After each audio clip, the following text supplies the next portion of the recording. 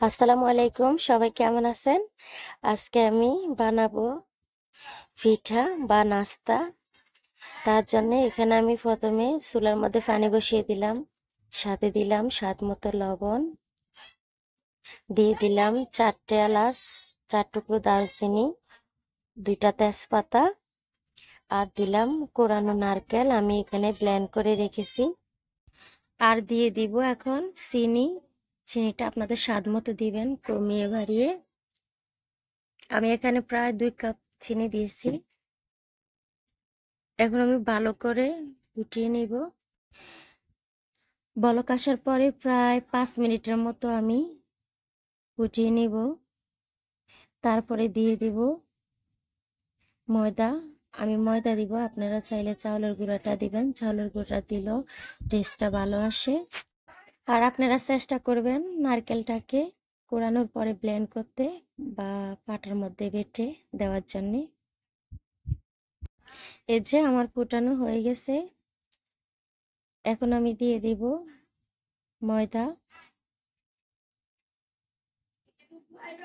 চুলার আঁচটা আমি কমিয়ে দিলাম, আর এদিকে আমি অল্প অল্প করে ময়দা দিয়ে তারপরে নেড়েচেড়ে একটা ডো তৈরি করে নেব। এই পিঠা বা নাস্তা এটা আপনারা প্রায় 1 সপ্তাহের মতো রাখতে পারেন। আর যদি ফ্রিজের নর্মাল টেম্পারে রাখেন তাহলে আপনারা 15-20 দিন রাখতে পারবেন।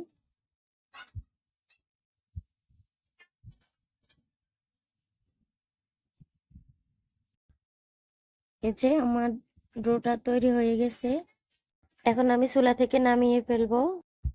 ঠান্ডা হলে হাতে মতে তারপর আমি একটা ডো বানিয়ে নিব। এই যে বানানো হয়ে গেছে, এখন আমি খাজের সাহায্যে পিঠাগুলো বানিয়ে নিব। আপনারা চাইলে রুটির মতো বেলে একটু মোটা করে তারপরে চাকু দিয়ে কেটে যে কোনো শেপ দিয়ে আপনারা এগুলা তেলের মধ্যে বেজে নিতে পারেন। আমার কাছে ডিজাইন করা খাজ আছে, সেই খাজ দিয়ে আমি এখন চেপে চেপে পিঠেগুলো বানিয়ে নিব। এই যে এভাবে, আমি বেশি পাতলা করব না আবার মোটাও করব না, ঠিক এমন। এই যে আমার একটা পিঠা হয়ে গেছে, আমি আরেকটা পিঠা দেখিয়ে দিব আপনাদের সুবিধার জন্য।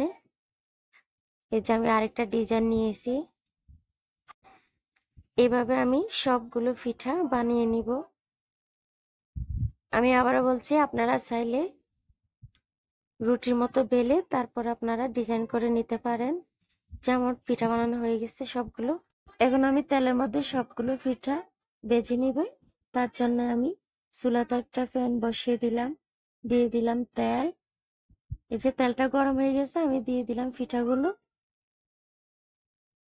চুলার হিটটা আমি মিডিয়াম টু লো হিটে রেখেছি। এখন আমি সবগুলো পিঠা এভাবে উল্টিয়ে পাল্টিয়ে তারপরে ভেজে নেব। চুলার আঁচটা যদি আপনারা বাড়িয়ে দেন তাহলে কিন্তু উপরে দিয়ে লাল হয়ে যাবে, ভিতরে হবে না। তার জন্য চুলার আঁচটা কমিয়ে দিবেন। এই যে আমার পিঠাগুলো ফুলে উঠছে। ফুলে ওঠার কারণ হলো আমি নারকেলগুলোকে ব্লেন্ড করে দিয়েছি, আপনারা চাইলে পাটায় বেটে দিতে পারেন। এই যে নারকেল যদি গোটা গোটা থাকে তাহলে কিন্তু পিঠাগুলো ফুলবে না। এই পিঠাগুলো কিন্তু খেতে দারুণ মজা লাগে, আপনারা চাইলে একবার হলো ট্রাই করতে পারেন। আমার ভিডিওটি ভালো লাগলে আপনারা লাইক, কমেন্ট, শেয়ার, সাবস্ক্রাইব করবেন। যারা কমেন্ট করেন তারা একটা লাইক করে দিবেন। এই যে এখন আমি তুলে নেব, আমার পিঠাগুলো অলরেডি হয়ে গেছে।